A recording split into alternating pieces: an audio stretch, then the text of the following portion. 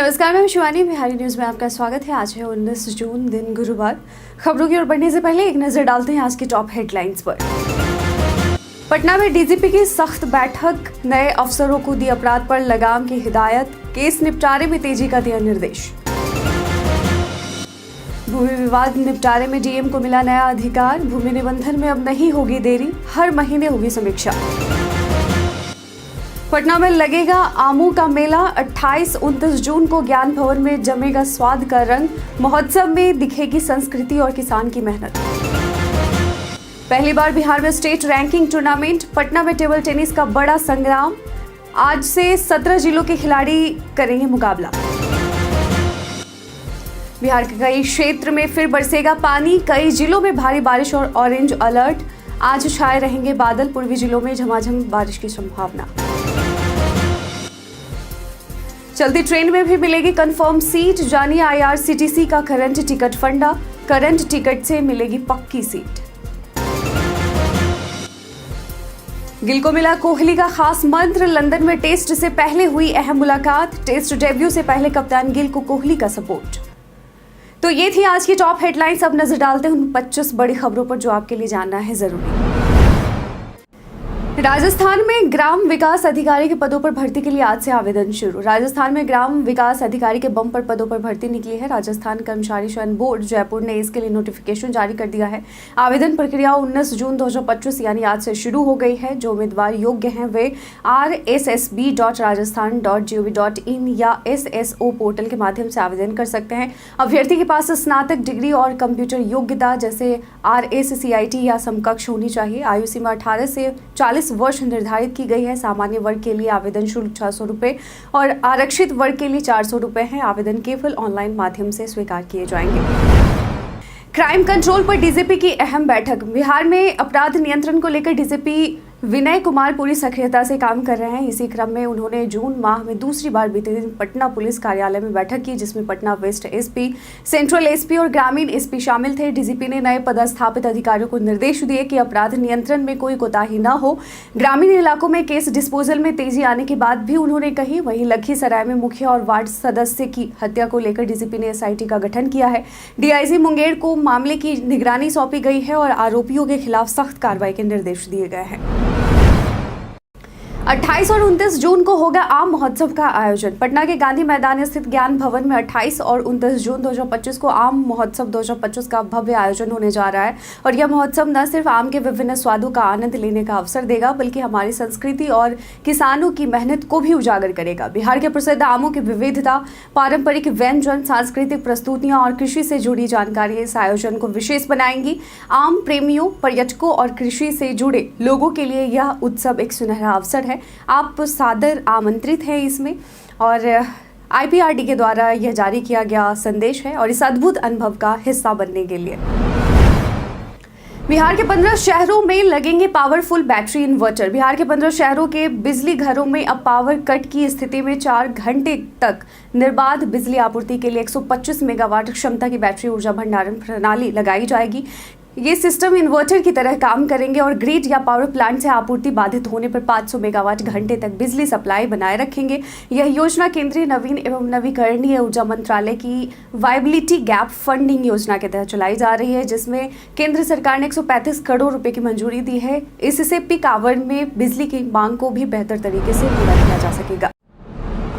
आज से state ranking table tennis tournament का आगाज। बिहार में पहली बार टेबल टेनिस का स्टेट रैंकिंग टूर्नामेंट 19 जून से यानी आज से 22 जून तक पाटलिपुत्र खेल परिसर पटना में आयोजित हो रहा है। और इस ऐतिहासिक प्रतियोगिता में राज्य के 17 जिलों से 250 से अधिक खिलाड़ी भाग लेंगे। टूर्नामेंट अंडर 11 से लेकर मेंस और विमेंस सिंगल्स तक विभिन्न वर्गों में होगा। पद्मश्री शरद कमल विशिष्ट अतिथि होंगे जो प्रतिभाओं को मार्गदर्शन देंगे। बिहार खेल प्राधिकरण और टेबल टेनिस एसोसिएशन द्वारा आयोजित इस प्रतियोगिता के माध्यम से राज्य टीम चयन की नई रैंकिंग प्रणाली शुरू होगी।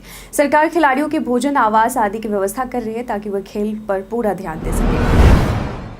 आपके पर्सनल डेटा पर नजर रखते हैं ये ऐप्स। जी हाँ, सोशल मीडिया और स्मार्टफोन ऐप्स आज हर काम में इस्तेमाल हो रहे हैं, लेकिन ये ऐप्स यूजर्स का सेंसिटिव डेटा भी बड़े पैमाने पर कलेक्ट करते हैं। रिसर्च फर्म अपटेको की 2025 की रिपोर्ट के अनुसार फेसबुक, इंस्टाग्राम और थ्रेड्स जैसे ऐप्स जो है सबसे ज्यादा डेटा जुटाते हैं, और ये नाम, phone number, address, location, financial detail, browsing history और शॉपिंग रिकॉर्ड तक ट्रैक करते हैं। इनका उद्देश्य टारगेटेड ऐड और यूजर बिहेवियर पर नजर रखना है। डेटा को सुरक्षित रखने के लिए यूजर्स को ऐप्स की लोकेशन ट्रैकिंग ऑफ करनी चाहिए, सेटिंग्स में प्राइवेसी ऑप्शन समय समय पर चेक करने चाहिए, और फोटोज, कॉन्टैक्ट्स, माइक्रोफोन का एक्सेस सोच समझ कर देना चाहिए।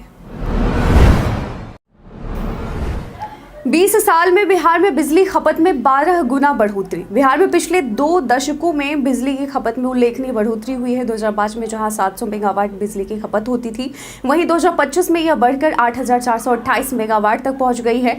2012 में खपत 1751 मेगावाट और 2014 में 2,831 मेगावाट दर्ज की गई थी। प्रति व्यक्ति खपत भी 75 किलोवाट से बढ़कर 363 किलोवाट हो गई है। उपभोक्ताओं की संख्या 17 लाख से बढ़कर 2 करोड़ 14 लाख पहुंच गई है। वहीं बिजली आपूर्ति की स्थिति में सुधार हुआ है।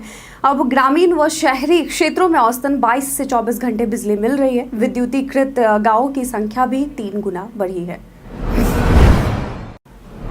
बंध्याकरण व नसबंदी के बाद मिलेगी मुफ्त एम्बुलेंस सेवा। बिहार स्वास्थ्य विभाग ने परिवार नियोजन कार्यक्रम को सशक्त बनाने के लिए नई पहल की है। अब बंध्याकरण और पुरुष नसबंदी कराने वाले लाभार्थियों को अस्पताल से घर तक मुफ्त एम्बुलेंस सेवा प्रदान की जाएगी। पहले यह सुविधा केवल प्रसव के बाद महिलाओं, नवजात शिशुओं और गंभीर मरीजों को मिलती थी, लेकिन अब यह व्यवस्था राज्य भर में लागू होगी, जिससे लाभार्थियों को सुविधा मिलेगी और परिवार नियोजन के प्रति जागरूकता भी बढ़ेगी। इनसे जनसंख्या नियंत्रण के प्रयासों को बल मिलेगा। इस संबंध में सभी सिविल सर्जनों को निर्देश भी जारी कर दिए गए हैं, ताकि लाभार्थियों को सुरक्षित घर पहुंचाया जा सके।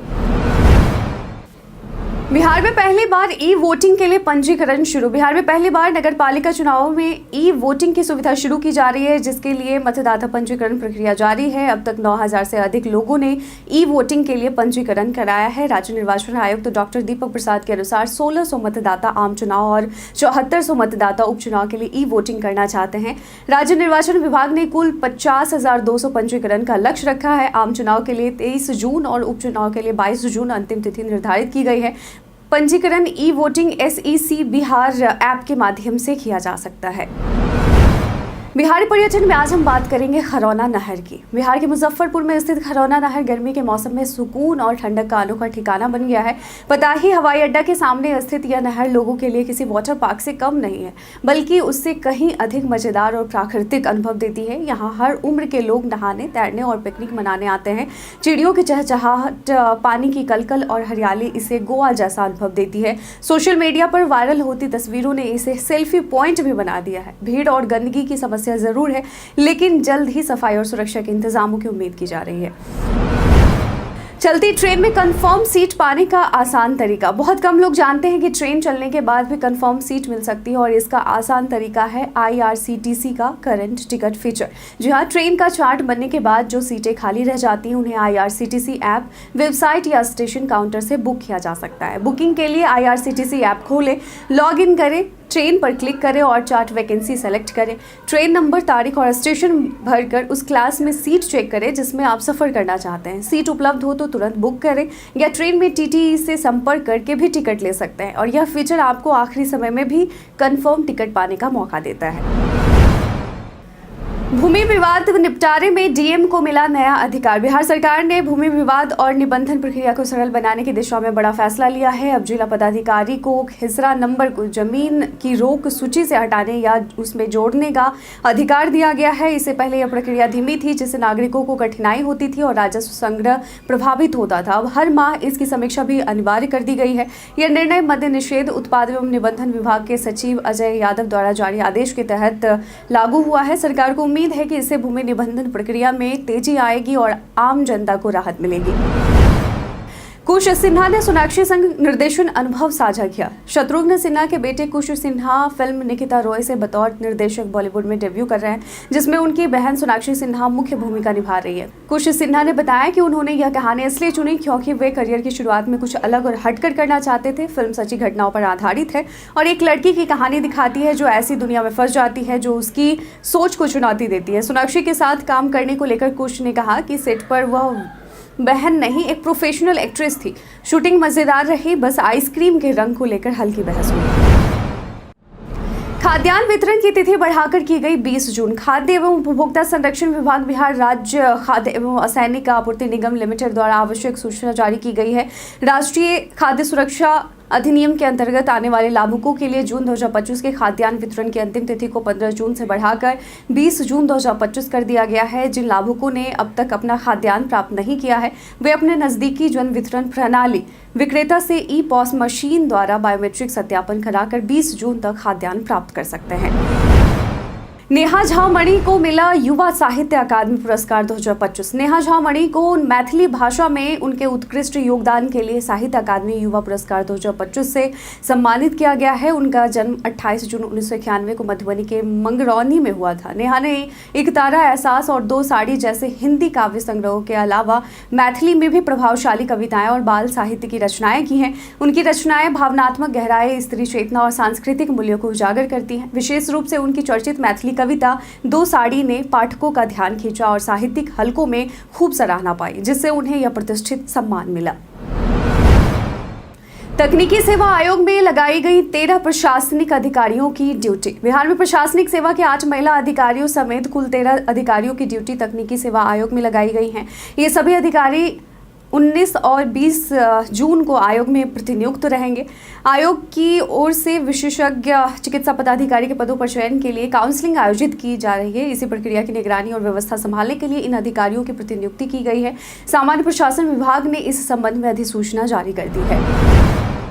15 अगस्त से लागू होगा नेशनल टोल फ्रीडम पास। केंद्र सरकार 15 अगस्त 2025 से नेशनल टोल फ्रीडम पास की शुरुआत करने जा रही है, जिससे फास्टैग रिचार्ज और महंगे टोल टैक्स की परेशानी खत्म हो जाएगी। सालाना 3000 में मिलने वाला यह पास नॉन कमर्शियल गाड़ियों जैसे कार, जीप, वैन के लिए होगा और 1 साल या 200 ट्रिप तक वैध रहेगा।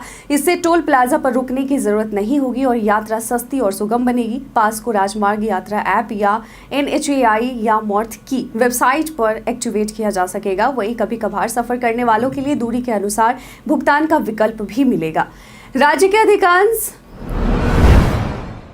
के अधिकांश जिलों में आज बादल छाए रहने की संभावना। बिहार में 19 जून को भी मानसून सक्रिय रहेगा और मौसम का मिजाज बरसाती बना रहेगा। राज्य के अधिकांश जिलों में बादल छाए रहेंगे और हल्की से मध्यम बारिश होने की संभावना है। पूर्वी बिहार के कई जिलों में भारी बारिश जारी रह सकती है, जबकि पश्चिम चंपारण, किशनगंज, अररिया, भागलपुर और जमुई जैसे जिलों में अत्यंत भारी वर्षा की चेतावनी है।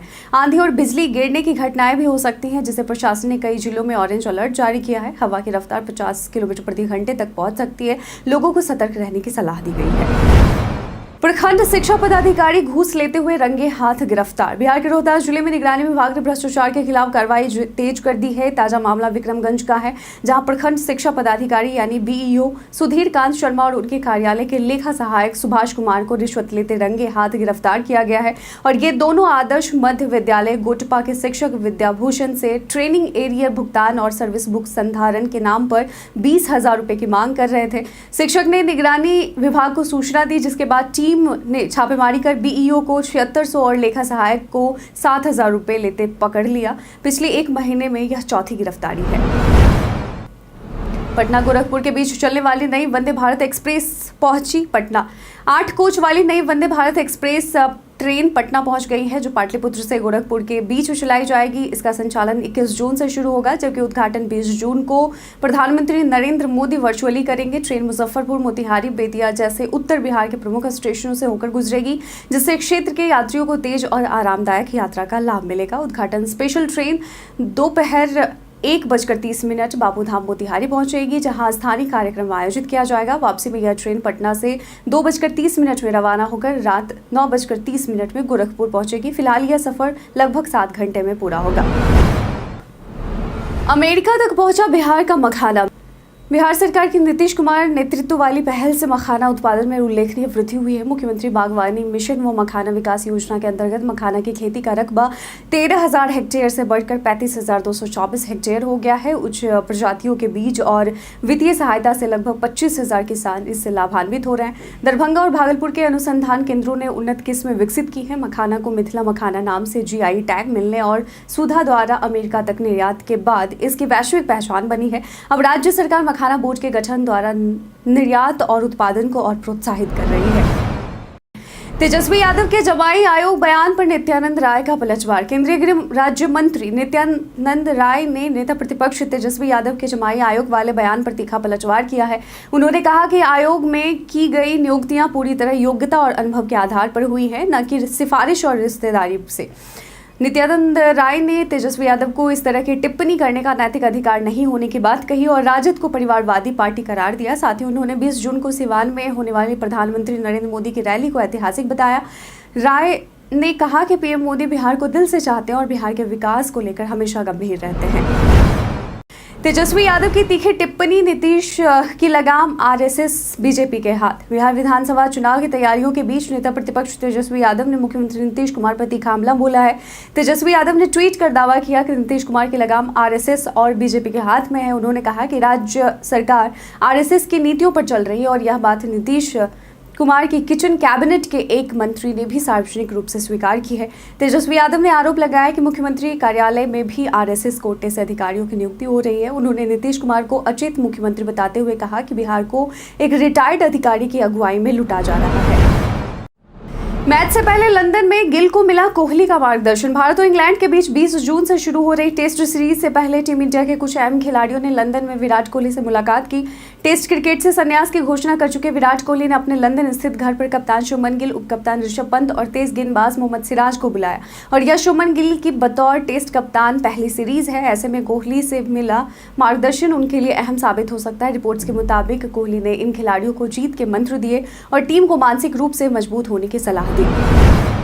भारत के इतिहास में आज की तारीख कई कारणों से है दर्ज। भारतीय नेता और भारत की संसद के सदस्य राहुल गांधी का जन्म 1970 को नई दिल्ली में आज के दिन हुआ। भारतीय राजनीतिक एवं मणिपुर के पूर्व मुख्यमंत्री ओकरम इबोबी सिंह का जन्म 1948 में हुआ। राष्ट्रभाषा हिंदी के उन्नायक, प्रखर चिंतक, स्वतंत्रता संग्राम सेनानी माधवराव सप्रे का जन्म 1871 को दमोह के पथरिया ग्राम में हुआ और आज ही के दिन विश्व एथनिक दिवस के तौर पर मनाया जाता है। सवाल इतिहास, बिहार स्पेशल, विज्ञान, करंट अफेयर्स और भूगोल से होते हैं। पूछे गए 5 सवाल में आपने कितना सही उत्तर दिया है यह हमें कमेंट सेक्शन में लिखकर जरूर बताएं। आज का पहला सवाल है, 2024 के अनुकूलन अंतर रिपोर्ट को किस संगठन ने जारी किया? ऑप्शन ए विश्व बैंक, ऑप्शन बी संयुक्त राष्ट्र पर्यावरण कार्यक्रम, ऑप्शन सी संयुक्त राष्ट्र विकास कार्यक्रम, ऑप्शन डी विश्व मौसम विज्ञान संगठन। इसका सही उत्तर है ऑप्शन बी संयुक्त राष्ट्र पर्यावरण कार्यक्रम। आज का दूसरा सवाल है, टर्टल वाइल्ड लाइफ सेंचुरी जो खबरों में देखी गई थी उत्तर प्रदेश के किस जिले में स्थित है? Option A Gorakhpur, option B Prayagraj, option C Varanasi, option D Meerut. इसका सही उत्तर है ऑप्शन सी वाराणसी। आज का तीसरा सवाल है, हाल ही में 9वां अमूर फाल्कन महोत्सव किस राज्य में मनाया गया? Option A Mizoram, option B Orissa, option C Manipur, option D Assam. इसका सही उत्तर है ऑप्शन सी मणिपुर। आज का चौथा सवाल है, हाल ही में खबरों में देखी गई क्रोहन की बीमारी किस प्रकार की बीमारी है? ऑप्शन ए सूजन आंत्र बीमारी, ऑप्शन बी हृदय रोग, ऑप्शन सी श्वसन रोग, ऑप्शन डी तंत्रिका विकार। इसका सही उत्तर है ऑप्शन ए सूजन आंत्र बीमारी।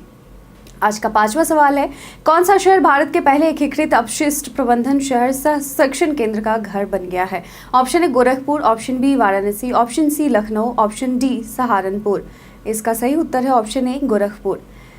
तो बीते दिन हमारे द्वारा पूछे गए सवाल का आप लोगों में से बहुत लोगों ने अपना जवाब में कमेंट सेक्शन में लिख कर दिया था। जिन्होंने पूछे गए सवाल का जवाब दिया उनके नाम है विश्वजीत, कृष्णा प्रसाद, विनोद शाह, अनवर करीम खान, रामशंकर सिंह, पुष्पा, मुन्ना प्रसाद, अनवर करीम खान, धर्मेंद्र, उमाकांत सिंह, मृत्युंजय कुमार, अब्दुल मनन, संजीत कुमार तिवारी, रजनी कुमारी, उज्जवल शशि, राजेश यादव, अतीक खान और निशांत बरनवाल। इसी के साथ बढ़ते हैं आज के सवाल की। और आज का सवाल है कि इतनी गर्मी के बावजूद क्या आपके क्षेत्र में 22 से 24 घंटे निर्बाध बिजली आपूर्ति हो रही है? साथ ही अपने क्षेत्र का भी नाम अवश्य लिखिएगा। आज के बुलेटिन में बस इतना है। बिहार की तमाम खबरों के साथ अपडेट रहने के लिए देखते रहें बिहारी न्यूज़। और साथ ही अगर आप यूट्यूब चैनल पर देख रहे हैं तो चैनल को सब्सक्राइब कर लें। अगर आप फेसबुक पेज पर देख रहे हैं तो लाइक और फॉलो करना नहीं भूलिएगा। धन्यवाद।